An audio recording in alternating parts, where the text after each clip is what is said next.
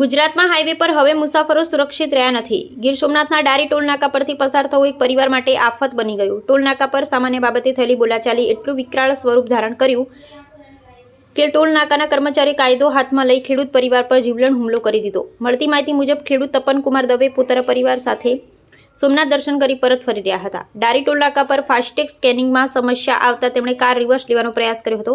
બસ આટલી સામાન્ય વાત પર ટોલ નાકાના કર્મચારી ઉશ્કેરાઈ ગયા અને પોતાની મર્યાદા ભૂલી ગયા। સીસીટીવીમાં કેદ થઈ કુરતા મામલો એટલો ગંભીર બન્યો કે કર્મચારી વોકટોકીથી અન્ય સાથીઓને બોલાવી દીધા। 12 જેટલા શખ્સોએ ભેગા મળી તપનકુમાર દવે પર પ્લાસ્ટિકની પાઇપ અને લાકડીઓ વડે હુમલો કર્યો। હુમલાખોરોએ તેમના માથાના ભાગે જીવલેણ ફટકા માર્યા।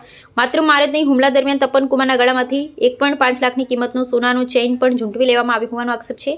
પોલીસે આ મામલે ત્વરિત કાર્યવાહી કરી 12 આરોપીઓ વિરુદ્ધ હત્યાના પ્રયાસ અને લૂંટનો ગુનો દાખલ કર્યો। જે લોકોએ પ્રજાની સુરક્ષા માટે ત્યાં રહેવાનું હતું તે જ લોકો આજે ગુનેગાર બની જેલના સળિયા પાછળ જવાની તૈયારી કરી છે। હવે સવાલ એ થાય છે કે શું હાઈવે પર ટોલ પ્લાઝા હવે સુરક્ષિત છે કે લૂંટારાના અડ્ડા? ગીર સોમનાથ પોલીસ દ્વારા આ મામલે સઘન તપાસ હાથ ધરવામાં આવી છે। સત્તા કે હોદ્દાના નશમાં વિવેક ભૂલી જનાર વ્યક્તિ કાયદાના કઠેરામાં ઊભો રહે ત્યારે તેને પોતાની ભૂલનો અહેસાસ થાય છે, પણ ત્યારે ઘણું મોડું થઈ ગયું હોય છે।